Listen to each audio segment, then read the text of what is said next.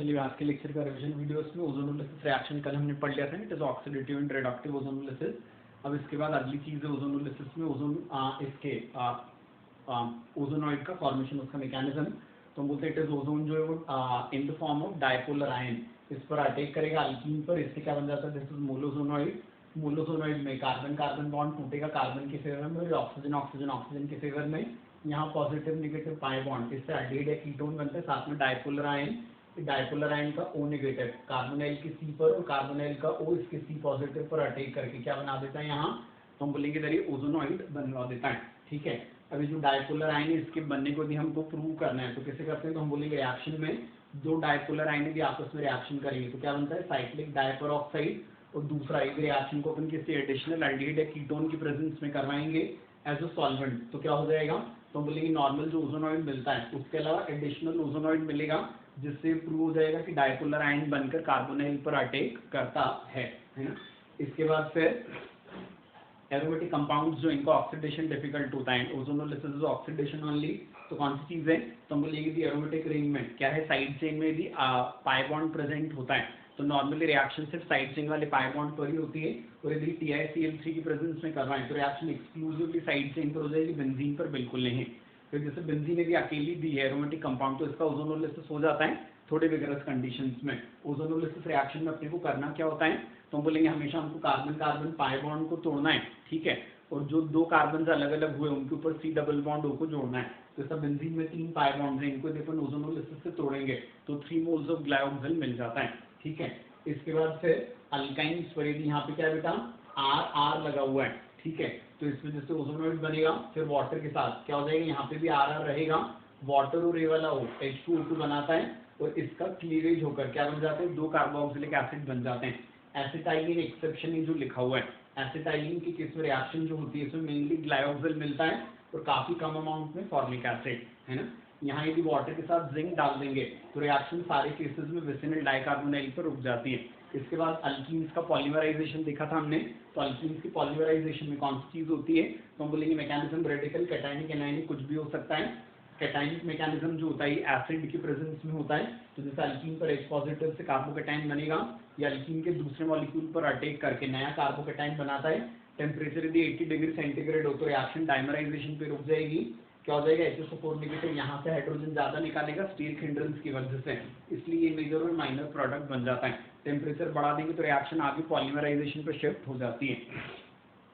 Free radical mechanism जो होता है किसकी प्रेजेंस में होगा, तो हम बोलेंगे that is peroxide by heating under pressure. तो कौन सी वाली चीज होती है इसमें, तो हम बोलेंगे जो इथीन है पॉलीथीन में कन्वर्ट हो जाती है। Chain initiation, chain propagation in chain termination mechanism अपना ऑलरेडी पढ़ा हुआ है। इसके बाद एनायनिक मैकेनिज्म जो होता है नॉर्मल अल्कीन्स पर नहीं होता, ये सिर्फ अल्कीन्स जिन पर क्या लगा रहेगा, कोई स्ट्रॉन्ग इलेक्ट्रॉन विड्रॉइंग ग्रुप लगा रहेगा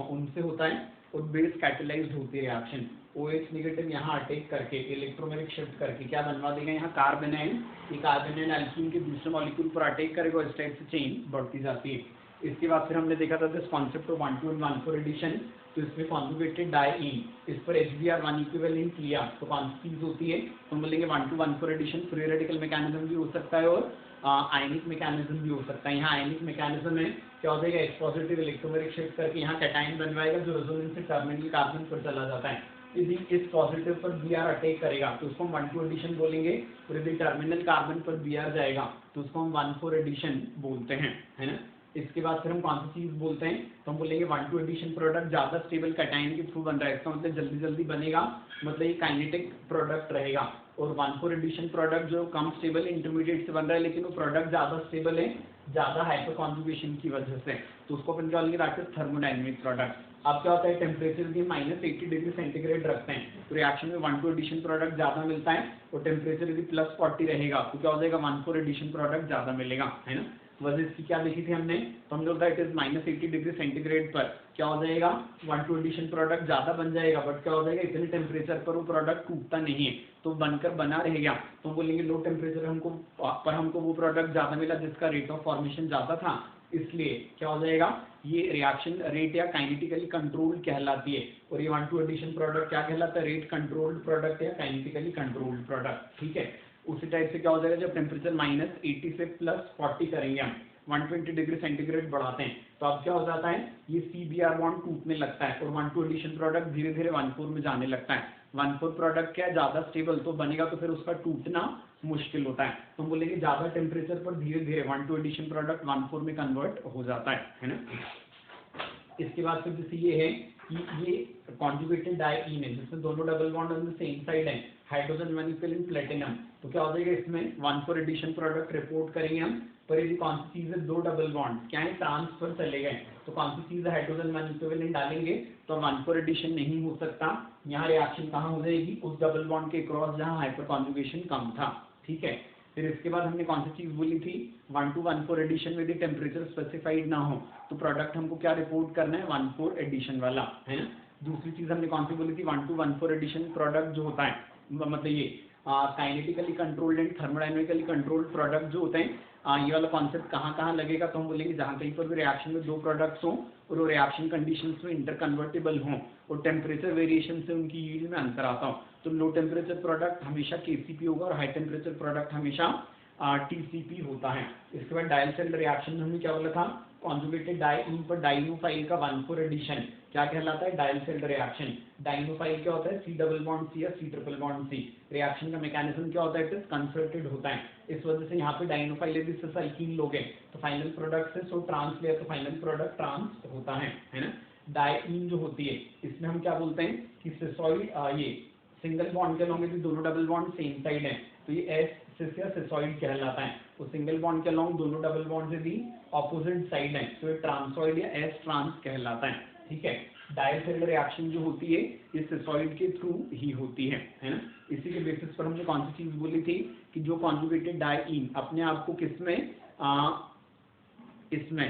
सिसॉइड फॉर्म में जितना ज्यादा रख पाएगी उसका डायल सेल रिएक्शन में पार्टिसिपेशन उतना ज्यादा हो जाता है। डायल सेल रिएक्शन में हमेशा एक नई 6 मेंबर्ड रिंग बनती है, फिर क्या बोलते हैं, कॉन्जुगेटेड डाइईन जो होती है ना, एरोमेटिक कंपाउंड्स के कॉन्जुगेटेड डबल बॉन्ड्स जो होते हैं they do not function as diene in Diels सेल रिएक्शन, एक्सेप्शन इसमें फ्यूरन इन एंथ्रेसीन। एंथ्रेसीन की जो बीच वाली रिंग होती है इसमें एरोमेटिक कैरेक्टर कम होता है और फ्यूरन में एरोमेटिक कैरेक्टर कम है, इसलिए इनके जो कॉन्जुगेटेड डबल बॉन्ड्स हैं ये डाइईन जैसा काम कर सकते हैं, ठीक है। इसके बाद फिर हम कौन सी चीज बोलते हैं कि कॉन्जुगेटेड डाइईन में किसका रहना, इलेक्ट्रॉन रिलीजिंग ग्रुप का रहना, और डाइईनोफाइल में इलेक्ट्रॉन विड्रॉइंग ग्रुप का रहना, ये भी रिएक्शन को सपोर्ट करता है। कॉन्जुगेटेड डाइईन में जो इलेक्ट्रॉन रिलीजिंग ग्रुप है कार्बन नंबर 1 पर या 2 पर हो सकता है, ठीक है। यदि कार्बन नंबर 1 पर है तो इसमें तो क्या है, इलेक्ट्रॉन विड्रॉइंग, वो कहीं भी रख दो एक ही बात है, तो इसमें दो प्रोडक्ट्स पॉसिबल हैं कि जो सब्स्टिट्यूएंट्स हैं एडजेसेंट कार्बन मतलब 1,2 पर दिखें या 1,3 पर, तो प्रोडक्ट कौन सा बनेगा, 1,2।